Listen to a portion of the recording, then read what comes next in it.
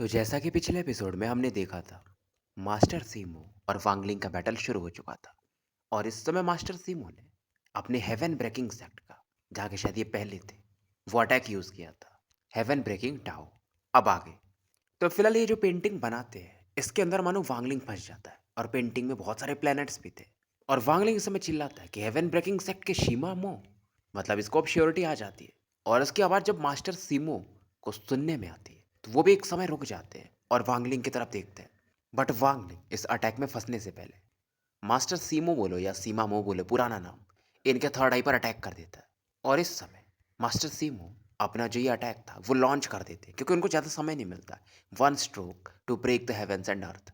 और वांगलिंग जो कि इस पेंटिंग के बीच में अब था, इसका फिगर डिस्टॉर्ट होने लगता है। ऐसा लग रहा था कोई फोर्स इसकी बॉडी को मानो फाड़ रहा हो। फिलहाल वांगलिंग इस दर्द को बर्दाश्त करता है और अब यूज करता है स्वॉर्ड अटैक। 40 लाख के आसपास स्वॉर्ड एनर्जीज इस पेंटिंग को काटने लगती है। और इस समय दो हिरन देखने को मिलते हैं। मास्टर सिम्बो देखते हैं और इन्हें विश्वास नहीं होता है, क्योंकि इस पेंटिंग को शायद ये जानते थे। क्योंकि ये जो मतलब सॉरी डियर अटैक जो था, ये वांगलिंग ने इन्हीं के एक किसी केव से लिया था। और ये जो स्वॉर्ड अटैक थे, स्वॉर्ड एनर्जी वाले अटैक, सीमा मो की बॉडी से जाके टकराते हैं और वो खून के उल्टी करते हैं। लेकिन एक स्पेशल मेथड से ये इस अटैक को ये अवॉइड कर लेते हैं ज़्यादातर अटैक, और 10,000 फीट की दूरी पे प्रकट होते हैं। और जब ये दूर में प्रकट होते हैं तो हेवन ब्रेकिंग स्पेल का एक खासियत था कि एक अलग दुनिया बना देता है, जो कि मानो जेल के समान हो। और पेंटिंग के साथ ये फ्यूज हो जाता है। तो फिलहाल वही प्रोसेस चल रहा था और वांगलिंग अब सच में फंस चुका था। और अब सीमा मो बोलते हैं break the heavens. Painting distort हो रहा था। जितने भी कल्टीवेटर्स थे इस सीन को देखते हैं, खास करके जो फायर स्पैरो क्लैन वाले ओल्ड मैन और उनके 6-7 लोग थे, कि यार ये बंदा तो मारा जाएगा। हेवन ब्रेकिंग स्पेल खतरनाक है सही में मास्टर सीमो का। और हमें पिल्स का राज भी नहीं पता चल पाया। और इस समय वो यंग मास्टर जो था आर्मर ड्रैगन क्लैन का और हेड एल्डर, दोनों को दिखाया जाता है कि ये बंदा बहुत स्ट्रांग है, लेकिन इसकी टक्कर मास्टर सीमो से हो गई। लेकिन फिर भी मास्टर सीमो को इसने हर्ट कर दिया, जो कि बहुत बड़ी बात है। वांगलिंग के बॉडी में इंटेंस पेन हो रहा था और ये स्वॉर्ड एनर्जी से अब फिलहाल ये जो पेंटिंग था इसे ब्रेक करने को देख रहा था। फिलहाल वांगलिंग खून के उल्टे करता है और स्वॉर्ड एनर्जीज को और ज़्यादा फियर्स कर देता है। और फाइनली इससे वांगलिंग बाहर निकलता है। और जैसे बाहर निकलता है, फायर स्पैरो क्लैन के वो जो ओल्ड मैन थे उन्हें विश्वास नहीं होता है। इवन वही आर्मर ड्रैगन क्लैन का भी सेम हाल था। और वांगलिंग बोलता है कि मास्टर सीमो, बैटल तो अभी शुरू हुआ है। और ये बोलता है कि तुम क्योंकि हेवेंस के थ्रू मुझे पेयर्स करना चाहते थे, तो मैं अब तुम्हें हेवेंस को मोड़ के दिखाता हूँ। और वांगलिंग इसकी आंखें मानो रोटेट करने लगती है। आसमान पृथ्वी बन जाता है और पृथ्वी आसमान बन जाता है। ये था डाओ मास्टर ब्लू ड्रीम का हेवन रिवर्सल स्पेल। सिमामो पहचान लेते हैं और काफ़ी सीरियस हो जाते हैं और एक ट्रेजर निकालते हैं, जो कि एक फ्लैग था 100 फीट के आसपास। और इसमें ये इसके साथ साथ टाइम रेस्ट्रिक्शंस भी मर्ज किए हुए थे। सीमो इस समय अपने आप को टाइम रेस्ट्रिक्शन के बीच में घेर लेते हैं और बोलते हैं time restriction dissipate in time. मतलब समय के साथ चाहे हेवेंस हो यार, तो सभी खत्म ही हो जाते हैं। तो ये वो स्पेल यूज़ कर रहे थे। और टाइम रेस्ट्रिक्शन से थ्रू जो वांगलिंग वर्ल्ड को रिवर्स कर रहा था उसे झेलने की कोशिश करते हैं। लेकिन साथ में एक और टेक्निक यूज़ करते हैं, forbidden time spell, end of time. Wangling इस स्पेल को देखता है, ये कुछ करने वाला था, तब यहाँ पर एक हंसी सुनने को मिलती है और आवाज आती है इंटरेस्टिंग। अगर तुम इस थर्ड स्टेप कल्टीवेटर के अवतार को 5 सांस में निपटा पाए, तो मैं तुम्हारी फॉरेन लैंड में सेफ्टी को इंश्योर करूंगा। अब जो भी लोग थे यहाँ के पावरफुल, वो तो पहचान लेते हैं, चाहे सीमा मोह हो या आर्मर ड्रैगन क्लैन, कि ये ग्रेट एम्परर है। और उसके बाद ये आवाज़ सांस गिनना शुरू करती है, मतलब एक सांस हो जाता है कि 1। तो ये जो एंड ऑफ टाइम स्पेल था, ये मास्टर सीमो ने खुद से कॉम्प्रिहेंड किया था टाइम रेस्ट्रिक्शन के थ्रू, जिसे वांगलिंग ने किया था फ्लोइंग टाइम। तो फिलहाल जैसे वो स्पेल यूज़ करते हैं एंड ऑफ टाइम, एक ऑरा फैलती है, मतलब समय मानो रिवर्स होने लगता है और ये टाइम रेस्ट्रिक्शन वांगलिंग की तरफ चार्ज करता है। बट वांगलिंग के कान में वो 1 याद रह जाता है, जो अभी ग्रेट एम्परर ने बोला था। और वांगलिंग अपने पावरफुल कल्टीवेशन को रिलीज करता है, साथ में लाइट और शैडो शील्ड को। तो जैसे टाइम रेस्ट्रिक्शन क्या हो रहा, लाइट शैडो शील्ड से टकराती है, कुछ वापस जाने लगती है। लेकिन टाइम रेस्ट्रिक्शन का कुछ प्रभाव वांगलिंग पर पड़ रहा था, लेकिन काउंटर करने के लिए ये अपने फ्लोइंग टाइम को यूज करता है, तो समय में थोड़ा पीछे जाने लगता है। और एक स्टोन गेट इस समय उसके ओरा प्रकट होती है, जिसको देखकर वांगलिंग ने कल्टीवेट किया था विंड सेलेस्टियल रियल में। और लाइट और शैडो शील्ड और ज़्यादा चमकता है। तो सीमा मो के जो अटैक्स थे ये उन्हीं पर बढ़ने लगते हैं। और साथ में सीमा मो रुकते नहीं, एक पाम प्रिंट अटैक वांगलिंग की तरफ बढ़ा देते हैं, जो कि लाइट और शैडो शील्ड से जाके टकराता है। इधर उधर से आवाज आती है 2, मतलब 3 सांस अभी भी बाकी थे। वांगलिंग का कोल्डनेस बढ़ता है। लाइट और शैडो शील्ड उस अटैक की वजह से जो पाम प्रिंट था कोलैप्स कर जाता है। तो इम्पैक्ट की वजह से ये खून के उल्टे करता है और फिर गुस्से में आगे बढ़ता है। अब इसका थंडर टैटू चमकता है राइट आई में, और एक बड़ा सा थंडर टैटू यहाँ पर प्रकट होता है, और इस समय जी थंडर, ब्लड लाइन थंडर और डिफाइंग थंडर तीनों प्रकट होते हैं खतरनाक पावर के साथ। तो थंडर टैटू और ज़्यादा चमकता है। आसमान में मानो बहुत सारे सिल्वर स्नेक्स दिखते, बिजली थे बट सांप के समान दिखते, और इन थंडर से वांगलिंग सीमो पर अटैक कर देता है। और इस दौरान सिमो कहते हैं कि देखते हैं कि तुम्हारा ये थंडर ज़्यादा स्ट्रांग है या मेरे टाइम रेस्ट्रिक्शंस। उधर से आवाज आती है 3। वांगलिंग को लगता है कि अब समय की कीमत है। यह थंडर टैटू के साथ फ्यूज होता है, और थंडर टैटू सीमो के जो टाइम रेस्ट्रिक्शंस थे उनसे टकराता है। खतरनाक लेवल का एक्सप्लोजन होता है, और सीमो के आसपास जो टाइम रेस्ट्रिक्शंस थे वो कोलैप्स कर जाते हैं। और ये सब बहुत फास्ट होता है। थंडर टैटू का निशान सीमो के एकदम छाती पे पड़ता है। ये खून की उल्टी करते हैं और पीछे भागते हैं। इस बार इनकी इंजरीज खतरनाक थी। अब क्योंकि कोलिजन होता है तो थंडर रेस्ट्रिक्शन के पावर वांगलिंग को भी हिट करते हैं। थोड़े समय के लिए मानो ओल्ड मैन बनने लगता है क्योंकि समय में रिवर्स जा रहा था, लेकिन एंशिएंट गॉड की पावर की वजह से ये फिर से पहले जैसा दिखने लगता है। उधर से आवाज आती है 4। मतलब 4 जब तक वो पूरा करते हैं वांगलिंग हंसता है, काफी तेजी से आसमान की तरफ पड़ता है। सीमो जो कि भाग रहे थे उनके सामने में एक गोल्डन पिल निकालता है और उसे एक्सप्लोड करवा देता है। ये वही पिल था जिसे वांगलिंग ने 10,000 को फ्यूज किया था, और एक्सप्लोजन की वजह से मानो उनकी बॉडी गलने लगती है सीमो की।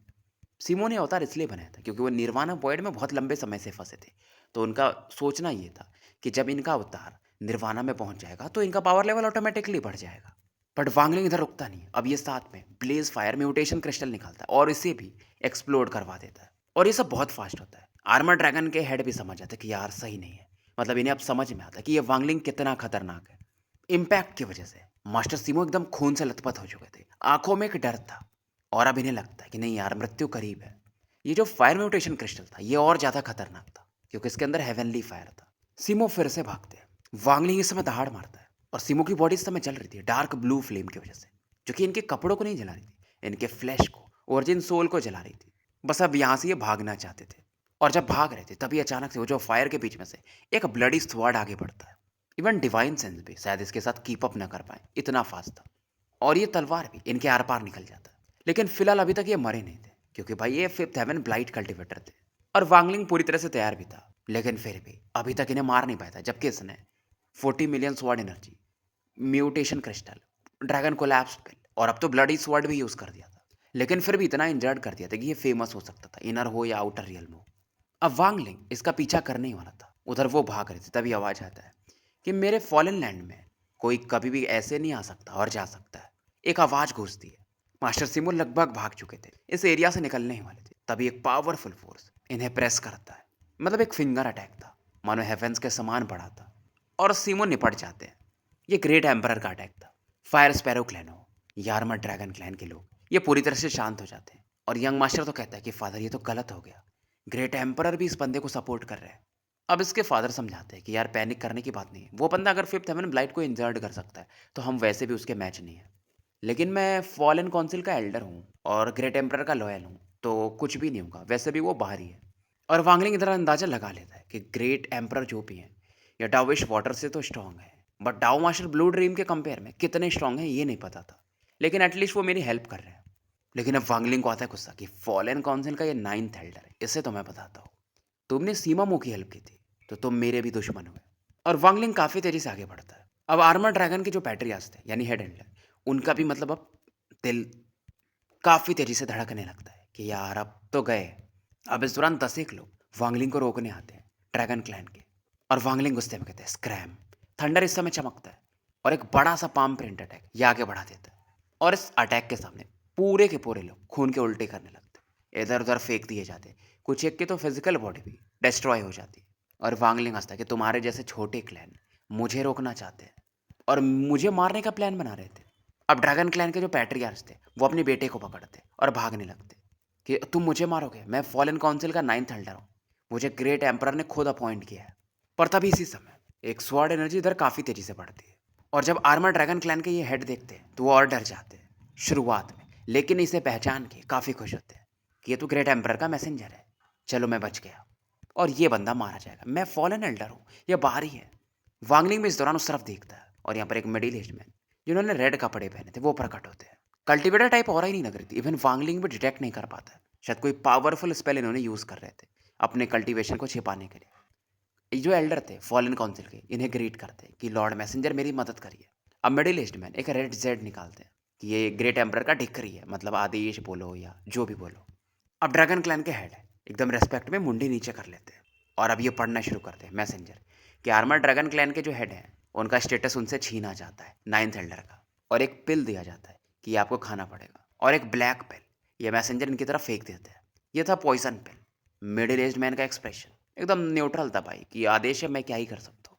वांगलिंग स्माइल करता है और रेस्पेक्ट से इनकी तरफ देखता है, और ये बंदा इसे मतलब वांगलिंग को यंग एम्परर कहता है। अब ये सुन करके ये जो ड्रैगन पैट्रियार्स था वो भी उसके भी होश उड़ जाते हैं कि यंग एम्परर, मतलब इसकी छाती पे मानो कोई हथौड़ा मार रहा हो। यंग मास्टर का भी सेम हाल था, मतलब यहाँ का आर्मर ड्रैगन क्लैन के, कि यंग एम्परर। मैसेंजर भी वांगलिंग को काफ़ी रिस्पेक्ट दिखा रहा था यंग एम्परर बोल के। अब फिलहाल ड्रैगन पैट्रियार्च रोने लगते कि ये पिल तो मैं ले लूँगा लेकिन मेरे बेटे को कुछ ना हो। मैसेंजर बोलता देखो यार, मैं पिल देने आया था, बाकी तुम्हारे साथ क्या होने वाला है मुझे नहीं पता, या तुम्हारे बेटे के साथ। अब फिलहाल ये बंदा जो था वांगलिंग को यंग एम्परर करके बोलता है और बोलता है कि यार मैंने आपको ऑफेंड किया है, मेरे बेटे को जाने दो ना। और फिलहाल ये बंदा अपने बंदे मतलब अपने बेटे की जो बॉडी थी उसके मेरिडियंस वगैरह डिस्ट्रॉय कर देता है ताकि वो कल्टीवेशन उसका वेस्ट हो जाए। बोलता अब ये तो मॉर्टल बन गया, अब तो आप इसे छोड़ सकते हो। वांगलिंग हाँ में सर हिलाता है, और फाइनली जब इसका बेटा यहाँ से चला जाता है तो ये पिल खा लेता है। पिल जैसे ही खाता है ये निपट जाता है। इवन इसका ओरिजिन सोल बर्न हो जाता है, उसमें एक फायर था और वांगलिंग खुद हैरान था उस फायर को देखकर। एक ब्लैक फायर था बट बहुत पावरफुल, और ग्रेट एम्परर यहाँ पे गॉड के जैसे थे तो कोई उन्हें चैलेंज भी नहीं कर सकता था। और वांगलिंग भी सोचता यार 4th हेवन ब्लाइट का कल्टिवेटर था ये जो भी मरा है, और अगर इनर रियल में होता तो ये अच्छा खासा इसका एक सेक्ट होता, बहुत पावरफुल बंदा होता।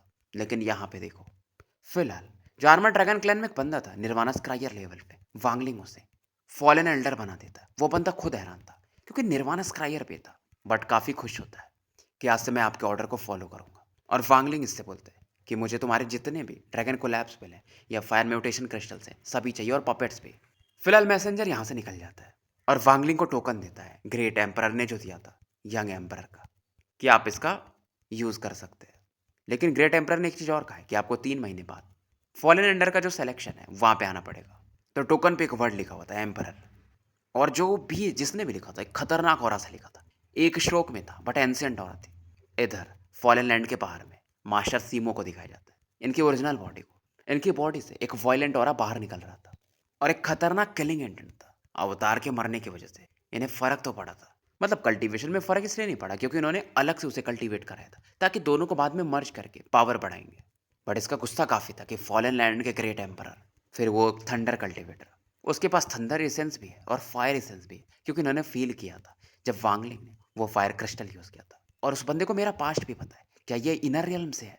और इस दौरान ये 7 कलर्ड गॉड वाइड नेल्स को निकालता है। टोटल 29 थे इसके पास, जो कि मानो रिंग के समान इसके आसपास उड़ रहे थे, और 7 कलर लाइट कुछ ज़्यादा ही चमक रहा था। और ये सोचता है कि यार मैं ग्रेट एम्पर का मैच नहीं हूँ, लेकिन बहुत सारे थर्ड स्टेप कल्टीवेटर्स को इस 7 नील से मारा जा सकता है। अब सॉवरेन काउंसिल क्या चाहता है वो डिपेंड करेगा। इस दौरान फॉलन लैंड में कुछ ग्रुप ऑफ कल्टीवेटर्स को दिखाया जाता है, लगभग 1000 थे, और इनके बीच में 10 सेकंड स्टेप के कल्टीवेटर्स थे जो एक बंदे को घेरे हुए थे, और ये बंदा था ग्रीड, लॉर्ड ग्रीड। और इससे कोई बता रहा था कि Lord Greed Dark Scorpion Clan यहाँ से ज़्यादा दूर नहीं है, मतलब उनका प्लेनेट। आप जिस 10,000 साल पुराने स्कॉर्पियन के लाश को सर्च कर रहे हो वहाँ पे वो मिल सकता है। ये जो ओल्ड मैन था जो इन्हें बता रहा था वो मिडिल एज, काफ़ी एरोगेंट था, मतलब Greed middle age man type था, और बोलता है तुम्हें उपहार मिलेगा इसके बदले। ग्रीड को यहाँ पर सभी लोग जानते थे। ग्रीड कहीं भी नहीं जाता था जहाँ पर ट्रेजर ना हो, मतलब जहाँ ये जाएगा वहाँ ट्रेजर होगा ही होगा। और बहुत सारे कल्टीवेटर ने समय के साथ इसे वेरीफाई भी किया था। और ग्रीड कभी भी फॉल्स प्रॉमिस, मतलब ऐसा झूठे वायदे नहीं करता था, जिसे जो बोलता था वो देता था। तो फॉलन लैंड के लोग इस बंदे को काफ़ी मिस्टीरियस मानते थे। किसी को नहीं पता था ये फॉलन लैंड में कब आया, कल्टीवेशन भी ज़्यादा नहीं था, निर्वाणा स्क्रायर। लेकिन जब जब ये प्रकट होता तो ऐसे खतरनाक पिल्स और ट्रेजर्स निकालता था कि लहर दौड़ जाती थी, लोग हैरान रह जाते थे। और ग्रेड भागने में उस्ताद था, उसके पास बहुत सारे स्पेल्स थे, पावरफुल ट्रेजर्स थे जो कि इसे प्रोटेक्ट करते थे, मतलब हाई लेवल के बंदे भी इसे पकड़ नहीं पाते थे। इसकी स्पीड 97 टाइम्स बढ़ जाती थी जब ये भागता था, तो इसके पास एक ऐसा स्पेल था। और ग्रेड का वैसा नहीं था, भाई भागना है तो भागना है, ये नहीं कि मैं नहीं जाऊंगा, मैं तो फाइट ही करूंगा। और ग्रेड को समझ में आ जाता था कहाँ प्रॉब्लम है तो वहां से पहले ही निकल लेता था। लेकिन समय के साथ ग्रीड का पावर लेवल निर्वाणा क्लिंजर पे पहुंच चुका था और इसके स्पेल्स और मिस्टीरियस होते गए थे, तो पावरफुल कल्टीवेटर्स के भी ध्यान में यह बंदा आने लगा था। तो बहुत सारे लोगों ने ग्रीड का पीछा भी किया इसके ट्रेजर्स की वजह से। लोगों को लगता था ये मारा जाएगा और इसके ट्रेजर्स लूट लिए जाएंगे। लेकिन एक बार 3 निर्वाणा शैटर के बंदे इसका पीछा कर रहे थे। ग्रीड ने एक को मार दिया और 2 को सीरियसली इंजर्ड कर दिया। तब से इसका नाम और ज़्यादा फेमस हो गया। तो फॉलन लैंड में भाई अपना मशहूर हो चुका था। तो जो भी बंदा था जहाँ का निर्वाणा शैटर कल्टीवेटर मरा था, वो ग्रीड को मारने के लिए एक हेवेंस ब्लाइट का कल्टीवेटर भेजता है, फर्स्ट हेवन ब्लाइट का। अब निर्वाणा क्लिंजर के बंदे को फर्स्ट हेवन ब्लाइट मारे मतलब चींटी के समान था। सबको लगा था यार ग्रीड तो मरेगा, पर फिर से चमत्कार होता है। ग्रीड एक ट्रेजर निकालता है और इस ट्रेजर के बारे में अभी भी अफवाहें चलती, अभी भी स्टोरियाँ चलती है। ये ट्रेजर जो है लोग कहते हैं शायद एक स्टैचू, टूटा हुआ स्टैचू है। और जैसे वो स्टैचू ग्रीड ने निकाला था, पूरा फॉलन लैंड हिलने लगा था और बादल यहाँ पर आ गए थे स्टार डोमेन में। और एक एंशियंट रोर यहाँ पर सुनने को मिलता है और फर्स्ट हेवन ब्लाइट कल्टीवेटर मारा जाता है, क्योंकि ये पावर थर्ड हेवन ब्लाइट को भी डिस्ट्रॉय करने के लिए काफ़ी था। फोर्थ हेवन ब्लाइट वाले बच तो जाएंगे, लेकिन वो भी थोड़ा सा इम्पैक्ट होंगे इससे। अब इसलिए लोगों को और डाउट था, क्या पता ग्रिड के पास उससे भी पावरफुल ट्रेजर हो। तो ग्रिड और फेमस हो जाता है।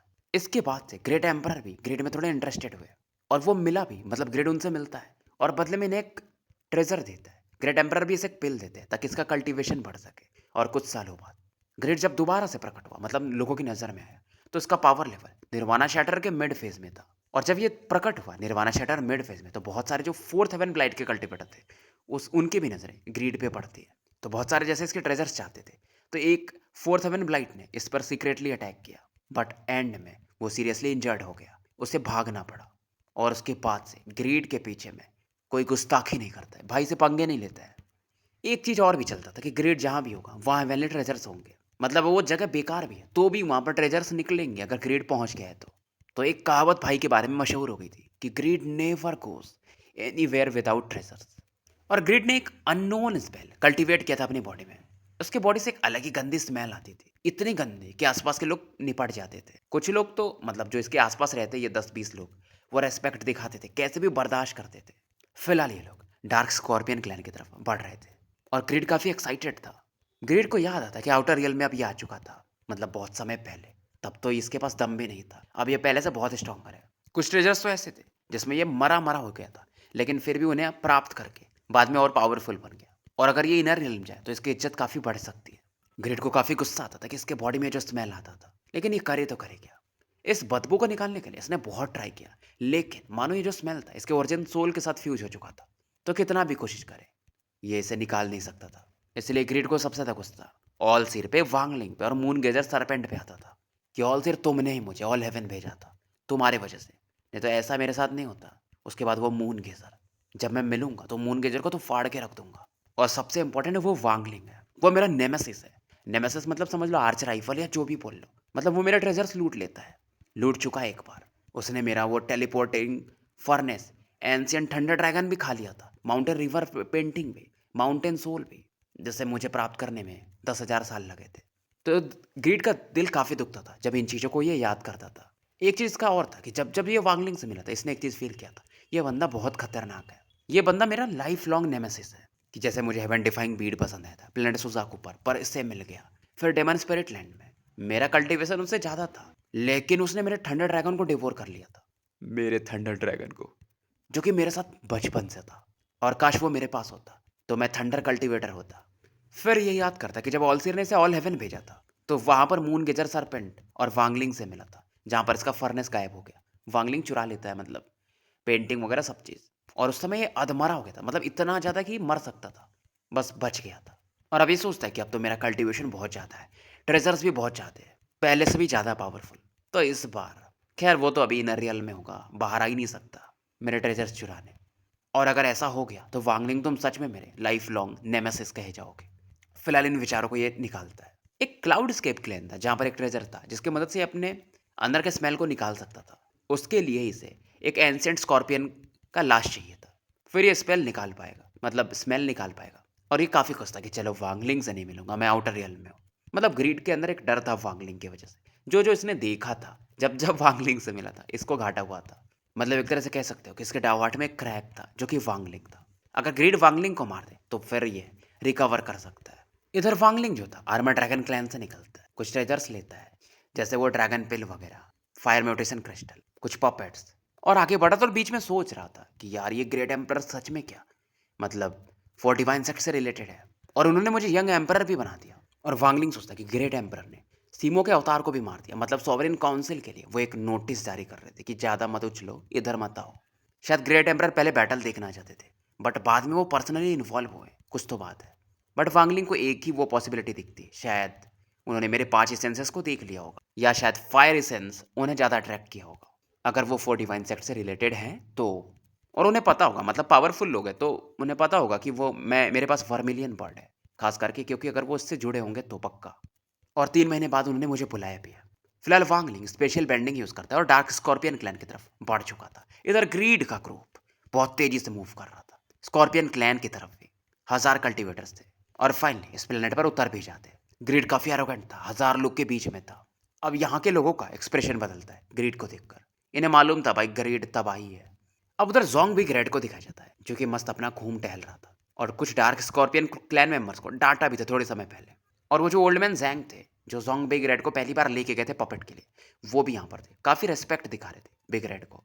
और बिग रेड समझा रहे थे कि देखो मैं तुम लोगों को डांटना नहीं चाहता था, बट कुछ दिनों में जो तुम लोगों ने किया है, रुको जाओ मास्टर को आने दो, फिर तुम लोगों को समझ में आएगा। डार्क स्कॉर्पियन क्लैन के लोगों का चेहरा पीला पड़ जाता है, पर इस दौरान इनमें से कुछ की नज़र आसमान में पड़ती है। वांगलिंग का जो कीव था, मतलब यहाँ पर जो वांगलिंग ने मिला था, वहाँ पर एक ऑरा फील करते हैं। मतलब बहुत सारी स्वॉर्ड एनर्जीज इधर ही पड़ रही थी। ये लोग क्लाउड स्केप क्लैन के थे जिनके साथ ग्रेड था, और बोलते कि हम लोग यहाँ पर 3 महीने रहेंगे, तो यहाँ से निकलो डार्क स्कॉर्पियन क्लैन वालों। अब ये लोग बोलते कि यार ऐसा कैसे कर सकते हैं, तभी आवाज़ आती है नॉइसी, ज़्यादा बकवास मत करो। और इस समय 1000 के ग्रुप से एक बंदा आगे निकलता है और इस बंदे को देखते ही जो स्मेल आ रही थी चारों तरफ फैलती है। और यहाँ के जो पैट्रियार्स थे फिलहाल के डार्क स्कॉर्पियन के, मतलब वही तो थे वैसे भी, वो पहचान लेते हैं कि ग्रीड। जोंग भी ग्रेड को नहीं पता था ग्रेड के बारे में, और ये उल्टी करने लगता, मतलब इतना गंदा स्मेल था। ग्रेड को और गुस्सा आता है। ग्रेड एक पंखा निकालता है और सामने की तरफ चला के देता है। पंखे की वजह से वांगलिंग का गुफा भी कोलैप्स कर जाता है और बहुत सारे लोग यहाँ पर खून की उल्टी करने लगते हैं, इधर उधर फेंक दिए जाते हैं, मतलब इस ऑरा की वजह से। फैन का पावर काफ़ी तगड़ा था और जोंग बिग रेड को आगे लाया जाता है ग्रिड के सामने।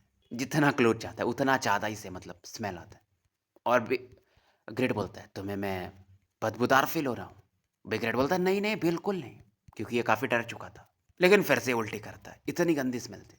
अब ग्रीड का किलिंग इंटेंट और बढ़ जाता है। जोंग बिग रेड इधर रोने लगता है, मतलब चिल्लाने लगता है कि मेरे मास्टर का कल्टीवेशन हेवन डिफाइंग है, अगर तुमने मुझे मारा तो तुम पक्के मारे जाओगे। इवन यहाँ के जो डार्क स्कॉर्पियन पैट्रियार्च है वो भी मेरे मास्टर के एक अटैक को झेल नहीं पाए थे।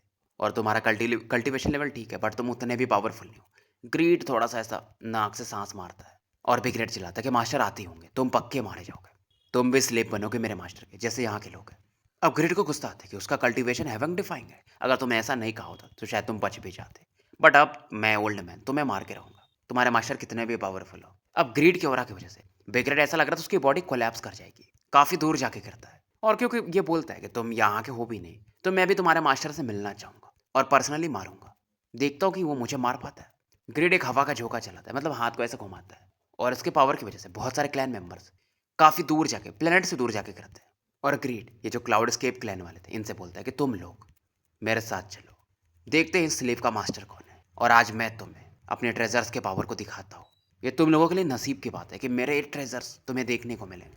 तो ग्रीड काफ़ी एरोगेंट था। अब ग्रीड कुछ ट्रेजर्स निकालता है, जैसे 9 एंशियंट स्टोन टैबलेट्स, जिसकी वजह से आसमान के भी कलर चेंज होने लगते हैं। 99 तलवार भी निकालता है। अब ये सब देखकर क्लाउड स्केप क्लैन वाले काफ़ी एक्साइटेड थे। ये लोग देखना चाहते थे कि ग्रीड के ट्रेजर्स मतलब वो यूज़ करते तो कैसे दिखते हैं। लॉर्ड ग्रीड बहुत फेमस थे फॉलन लैंड में, आज इन्हें देखने का अवसर मिल रहा था। और किसी को नहीं पता था कि ग्रेड के पास कितने ट्रेजर्स थे। अब बिगरेड जब इन चीज़ों को देखता है तो वो भी थोड़ा सा दहल जाता है। ग्रेड एक ऑरा का इस्तेमाल करता है और यहाँ के जंगल मानो जाग जाते हैं और एक क्रिएचर निकल के आता है, ट्री मैन, समझ लो ग्रूट के समान, आई एम ग्रूट। और उसके ऊपर ग्रेड बैठ जाता है और एक बड़ा सा फर्नेस निकालता है, इसे एम्परर फर्नेस कहते हैं। यही वो ट्रेजर है। जब ग्रीड निर्वाणा क्लिंजर पे था तो इसने 3 निर्वाणा शैटर के बंदों को तबाह कर दिया था, खास करके एक को मार दिया था और 2 को इंजर्ड किया था। और ग्रिड उसके बाद एक लांस निकालता है, रस्सी के समान औरत थी जिसमें से फॉग भी निकल रहा था। बिग रेड भी अब पैनिक करने लगता है और ग्रिड को मजा आ रहा था। लोग इसकी तरफ देख रहे थे एकदम ऑ होकर के कि यार क्या आदमी है ये। फिलहाल ग्रिड मानो अपने बदबू को भूल चुका था, वो पुराने दिन भूल चुका था जब वांगलिंग ने याओल सिरने से परेशान किया था। और ग्रिड बोलता है देखो आज हेवन ब्लाइट कल्टीवेटर मेरे सामने कैसे मारा जाता है। अब बिग रेड भी सोचता है यार अब तो खत्म है, इसके पास तो बहुत सारे ट्रेजर्स है और इसने तो हेवन ब्लाइट कल्टीवेटर को मारा है। पर अचानक से वो जो ड्रीम मैन था वो आसमान की तरफ देखता है और ग्रीड भी देखता है इस समय। ग्रिड के ट्रेजर्स मानो एक्टिवेट हो रहे थे। स्पेस में रिपल होता है और एक बंदा आप दिखाई देने लगता है। धीरे धीरे प्रकट हो रहा था मतलब। ग्रिड देखता है और ग्रिड की आंखें खुली की खुली रह जाती है। ये पहले आंखों को मलता है कि मैं सपना तो नहीं देख रहा हूँ। वांगलिंग, इम्पॉसिबल, शायद मैं सपना ही देख रहा हूँ। ग्रिड दोबारा से देखता है और अब इसके वो पुराने डर याद आने लगते हैं। इसका एंशिएंट थंडर ड्रैगन, इसका फर्नेस, इसके माउंटेन और रिवर पेंटिंग, सभी चीजें, माउंटेन सोल, कि यार ये तो वही है, ये तो मेरा नेमेसिस है। और जैसा मैंने कहा था, ये मेरा लाइफ टाइम नेमेसिस है। यहाँ पर भी आ चुका है और ये सब बहुत फास्ट होता है। सभी लोग इस समय ग्रिड की तरफ एक्साइटेड होकर देख रहे थे कि ग्रिड अब इस बंदे को मारेगा, इसने ट्रेजर्स निकाले। बट ग्रिड चीखता है, एक दर्द वाली आवाज थी, और ये अपने स्पेल्स को, भागने वाले स्पेल को बढ़ा देता है 90 गुना। यहाँ से भागने लगता है अपने ट्रेजर्स को लेकर, मानो एक पक्षी भाग रही हो। इवन अपने ट्रेजर्स भी कलेक्ट नहीं कर पाता है, पहले इसका भागना जरूरी था। ये बहुत फास्ट होता है, ये अंदर से इसका डर था। इवन बिग रेड भी चौंक जाता है और बाकी लोग भी, कि लॉर्ड ग्रिड ये कौन सा स्पेल यूज कर रहे हैं, ये बहुत फास्ट है। लेकिन वो चीख क्यों रहे थे, कुछ तो गड़बड़ है। फिर कुछ लोग बोलते हैं अरे यार लॉर्ड ग्रिड भाग रहे हैं। इधर वांगलिंग देखता है कि ग्रिड, खुद ये चौंक जाता है। तो स्टोरी यही समाप्त करते हैं। मिलते हैं फिर कल एक नए वीडियो के साथ।